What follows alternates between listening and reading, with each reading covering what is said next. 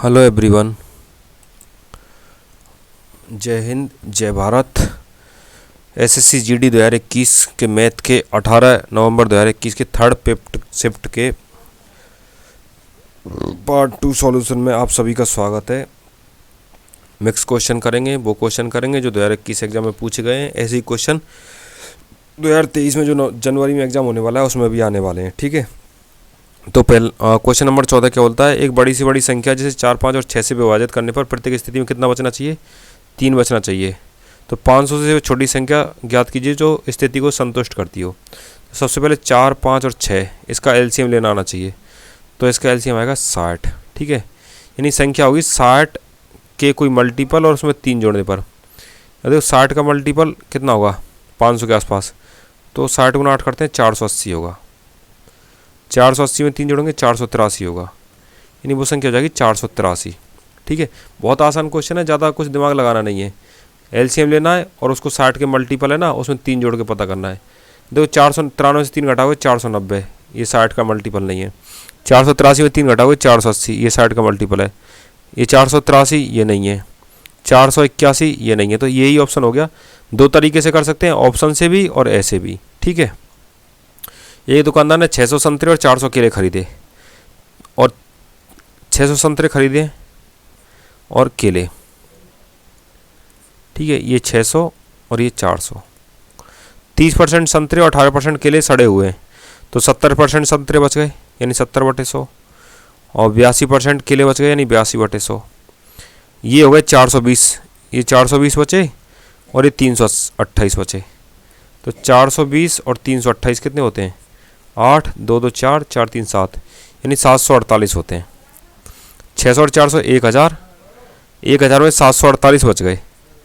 तो 1000 के 748 कितने परसेंटेज हैं? 100 से मल्टीप्लाई कर दोगे, 74.8% है, जो ऑप्शन नंबर 1 है। एकदम सही आंसर हो गया।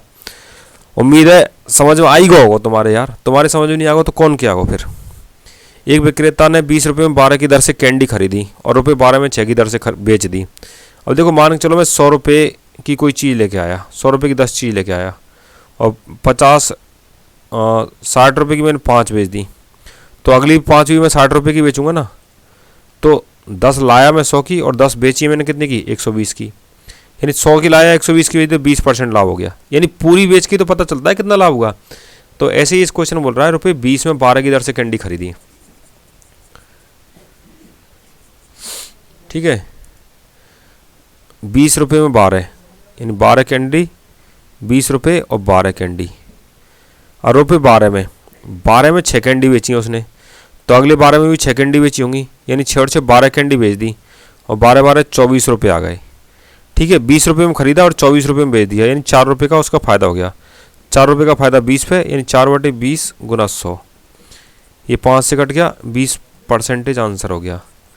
ऑप्शन नंबर 1 एकदम सही आंसर हो गया। लाया 20 की 12 और बेची 24 की 12। तो 4 रुपये उसने बचाएं, 20 रुपये लगाएं। तो लागत मूल्य पे हमेशा लाभ और हानि की गणना करते हैं। तो ऑप्शन नंबर 1 एकदम सही आंसर हो गया। अगला क्वेश्चन बोलता है एक्स और वाई किसी कार्य करते हैं 10 दिन में, वाई और जेड करते हैं 12 दिन में। एक्स और वाई करेंगे 10 दिन, वाई और जेड करेंगे 12 दिन, जेड और एक्स करेंगे 15 दिन। ठीक है, तो अकेला एक्स उस कार्य को कितने दिन में करेगा? अब देखो ये तीनों मिलकर कितने दिनों करेंगे? ये 10, 12, 15, तो तीनों मिलकर करेंगे आपका कार्य। काम मान लेता हूँ मैं 60, ये 6, ये 5 और ये 4, 6, 5, 11 और 4 15, यानी 60 बटे ये तीनों की 2 टाइम एफिशिएंसी है। तो आधे टाइम एफिशिएंसी कितनी हो जाएगी? 7.5, यानी तीनों मिलकर करेंगे x plus y plus z 8 दिन में, 8 दिन में कर देंगे। ठीक है, अब अकेले एक्स का पता करना है, तो वाई प्लस जेड वाला इसमें से घटाएंगे, तो वाई प्लस जेड करेगा 8 दिन में, 12 दिन में सॉरी। ठीक है, तो इसको लेंगे हम 24 मान लेंगे पूरा काम। तो एक दिन में करेगा 3 यूनिट, एक दिन में करेगा 2 यूनिट, यानी एक्स अकेला एक दिन में 1 यूनिट काम करेगा। पूरा काम 24 यूनिट है, 24 में 1 का भाग, यानी 24 दिन हो गया। ठीक है, अगला क्वेश्चन बोलता है एक व्यक्ति नौका की धारा की दिशा में 9 किलोमीटर प्रति आवर की चाल से और धारा की विपरीत दिशा में 7 किलोमीटर प्रति आवर की चाल से चलाता है। मान के चलो नाव की स्पीड मान लेता हूँ मैं ए और धारा की स्पीड मान लेता हूँ मैं बी। तो धारा की चाल में चलेगा तो ए प्लस बी स्पीड से चलेगा, यानी ए प्लस बी का मान हो गया 9। ये नाव की चाल है और ये धारा की चाल है, ठीक है। और धारा की विपरीत दिशा में चलेगा तो ए माइनस बी के हिसाब से चलेगा, तो ये हो गया 7। निकालना क्या है हमको, बी का मान निकालना है। तो इसको घटा देंगे तो ये माइनस का हो जाएगा, ये प्लस का हो जाएगा, यानी कि 2b बराबर हो जाएगा 9 में 7 गए तो 2। तो b बराबर कितना हो जाएगा 1। b क्या है, धारा की चाल है, धारा की चाल ही पूछ रहा है, तो 1 किलोमीटर प्रति आवर आपका उत्तर हो जाएगा, ठीक है। दो संख्या 3:4 के अनुपात में, पहली संख्या का 60% 144 है, यानी 3 का 60% यानी 3 गुना 60/100 यानी 1.8। 1.8 का मान है 144, ठीक है। तो 1 का मान कितना होगा 144/1.8, तो 3 का मान कितना होगा आप बोलोगे ये 80 बार कट गया 240। तो दूसरी संख्या का 30% कितना होगा, देखो ये 3 का मान 240 है, 3 का मान 240 है, तो 4 का मान कितना होगा, आप बोलोगे 320। अब पूछ रहा दूसरी संख्या यानी 320 का 30% कितना होगा, 320 गुना 30/100 0 0 0 0 32 थी 96, यानी कि 96 ना वो एकदम सही आंसर हो जाएगा। क्वेश्चन नंबर 20 है 16 गुना 12 गुना 9 भुजा वाले धातु के स्लैब को पिघलाकर घन के आकार में डाला जाता है, तो घन का पृष्ठीय क्षेत्रफल ज्ञात कीजिए। देखो ये घनाभ है, अब इसको हम घन में डालेंगे तो घन का आयतन और घनाभ का आयतन बराबर होगा। घन का आयतन का सूत्र क्या होता है, a का क्यूब, 16 12 192 और 9 करेंगे 1728, यानी a का क्यूब बराबर 1728 है। और आपको घन याद होने चाहिए कहाँ से, 1 से लेके और 20 तक। 1 का क्यूब कितना होता है 1 होता है, और 12 का क्यूब कितना होता है 1728 होता है। तो 12 की घात 3 का मान है ना 1728, तो a का मान कितना हो जाएगा, आप बोलोगे 12 हो जाएगा, ठीक है।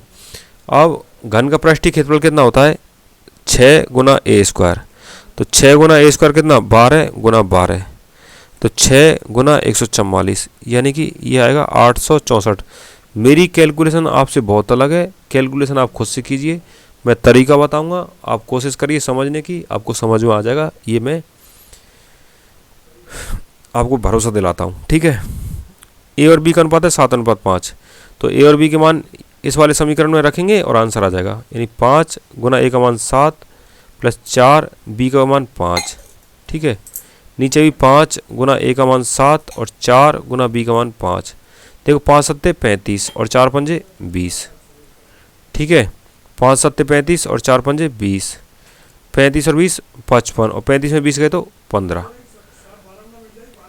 ये 5 से काटेगा 11 बार, ये 5 से काटेगा 3 बार, तो ये ऑप्शन हो गया ऑप्शन नंबर 4, ठीक है।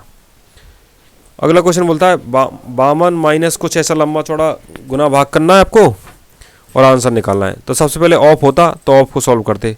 सबसे पहले ये वाला ब्रैकेट सॉल्व करेंगे, 17 माइनस 12, 17 माइनस 12 कितना होता है, आप बोलोगे 5 होता है।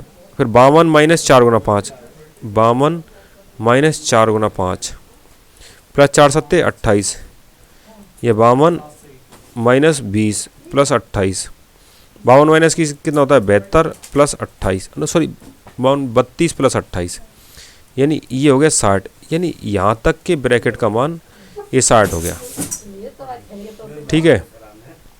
और 30 में 15 का भाग देंगे और 2 5 से गुना करेंगे, ये 2 पंजे 10, यानी 60 भाग 10, 60 भाग 10 का मान 6। ऑप्शन नंबर सी एकदम सही आंसर हो गया। एक दुकानदार है, ठीक है, 25% की छूट देता है, तो 100 पे 25% की छूट यानी 25% ही हो गया, ठीक है। अब अगला बोल रहा है 3 छूट दिए 5 12 और 10, और इन तीनों छूटों का मान कुल मिला के और ये वाली छूट का मान, इन दोनों के बीच का अंतर ज्ञात करें। तो सबसे पहले 5 और 12 छूट दिए तो क्या होगा 5 प्लस 12 माइनस 5 गुना 12 बटे 100, 5 और 12 17, 17 माइनस 0.60 यानी 16.40।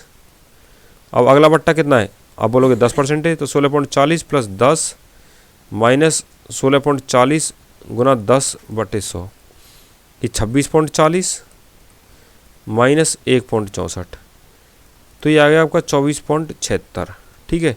ये बट्टा 25% है और ये 24.76 है, यानी 24.76 और 25 का अंतर पता करना है आपको। तो ये अंतर होता है 0.24%।